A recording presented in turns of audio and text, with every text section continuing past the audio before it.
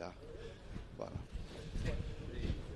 Spoštovani, zahvalil bi se predsedniku vlade in celotni vladi, ki je danes v Posavju in nekateri od njih so tudi obiskali nuklearno elektrarno. Predsedniku vlade smo predstavili naše delovanje, našo trenutno delovanje in nadaljne izzive in mislim, da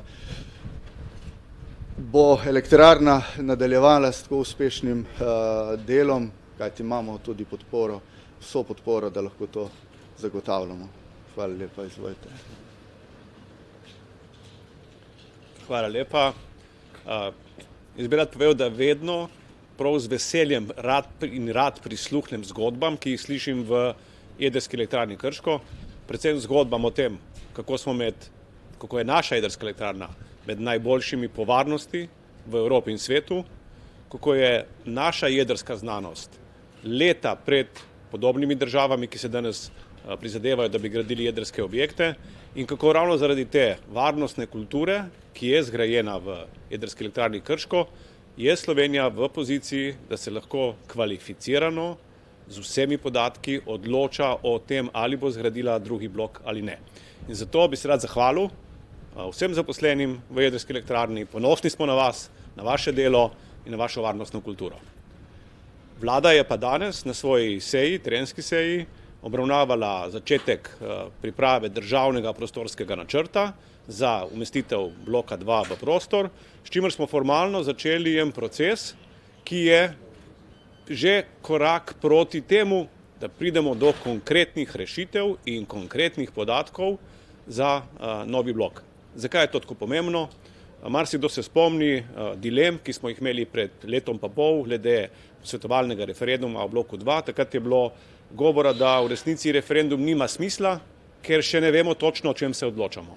Proces, ki je bil danes sprožen, prostorsko umeščanje, je prvi korak na tej poti, da ko bomo o tem odločali na referendumu, ki bo predvidoma konec leta 27 ali začetek leta 28, bomo imeli na mizi vse podatke. Vedeli bomo natančno vse o tem, kje bo blok stal, pod kakšnimi pogoji se bo gradil, kdo bo dobavitelj in tudi kakšna bo njegova končna cena. Drugo poročilo, ki smo ga danes tudi obravnavali na vladi, je pa bilo poročilo finančnega ministrstva glede najbolj ustreznega modela financiranja take investicije in izkazalo se je, da je to še kako pomembno vprašanje. Zakaj?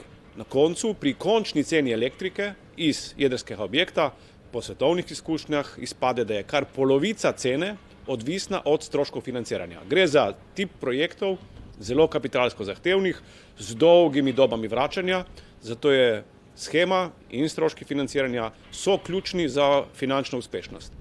Po projekcijah finančnega ministrstva se izkazuje, da je dolžniško, spravi z dolgom, državnim dolgom, financiranje daleč najbolj ugodno, predvsem pa daje obete, da bo cena iz novega objekta ne samo konkurenčna za slovensko industrijo, ampak konkurenčna v mednarodnem prostoru. Cene, o katerih smo bili danes seznanjeni kot pričakovanja, so zelo ugodne tako za razvoj energetsko intenzivne industrije v Sloveniji, kot tudi za gospodarski razvoj naše države.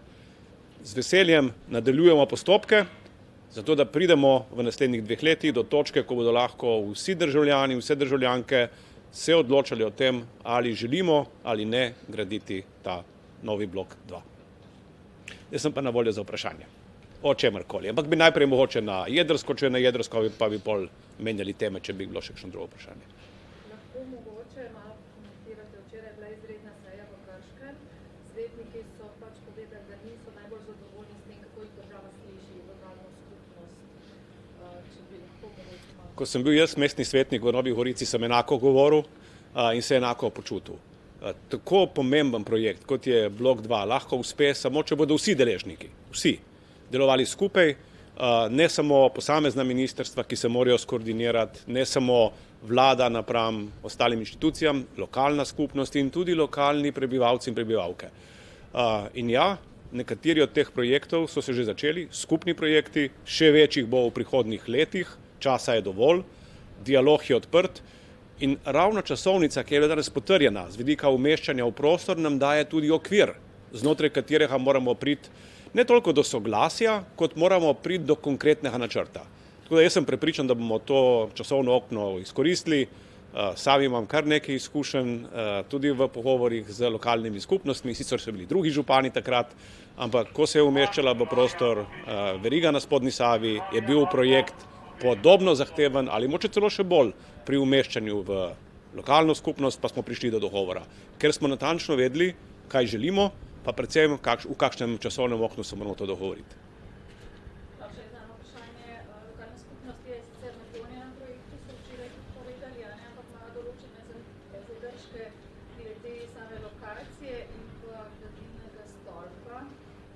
Ste mogoče seznanjeni, so možne še kakšne prilagoditve ali pa ugoditve njihovim zahtevam?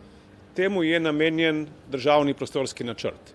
Nič narobe ni, če so dali to en dan prej ven, pred začetkom postopka. Vse pripombe se bojo smiselno obravnavale strani stroke, kar se bo potrdilo, bo pa seveda politika tudi sprejela.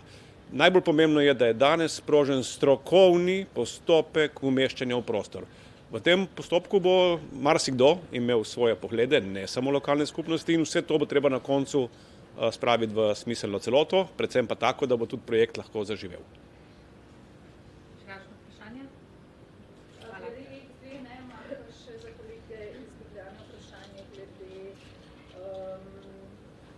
Namere predsednice države, da ne namerava podpisati imenovanja veleposlanice na Hrvaškem. Vlada je svoj postopek zaključila, vlada nima več v tem trenutku vloge, tako da ne morem komentirati ostalih deležnikov.